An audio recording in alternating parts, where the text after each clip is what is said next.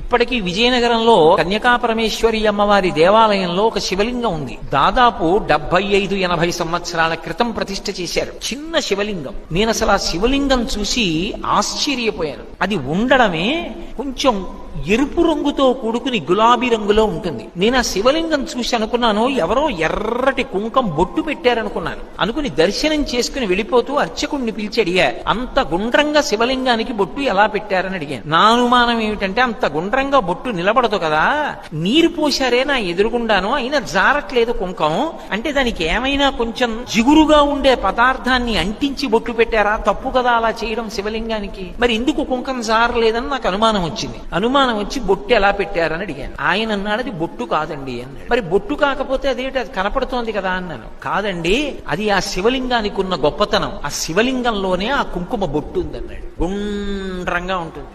2, నేను అక్కడ జ్యోతి ఒకటి ఏదో వెలుగుతోంది, దాని నీడ పడిందా ఆయన మీద అనుకున్నాను. క్రింద నుంచి శివలింగం కింద నుంచి ఒక జ్యోతి వెలుగుతున్నట్లు కనపడుతూ ఉంటుంది. అపురూపమైన లింగం. నేను ఎన్నో శివాలయాల్లో దర్శనం చేసుకునే అదృష్టాన్ని భగవానుడు ఇచ్చాడు, కానీ అటువంటి శివలింగాన్ని నేను ఎక్కడా చూడలేదు. వ్యాస భగవానుడు లింగ పురాణంలో ఎలా చెప్తాడో అలాగే 3వ కన్నుగా కాకుండా కుంకుమ బొట్టుగా కనపడుతుంటుంది. Download ShareChat.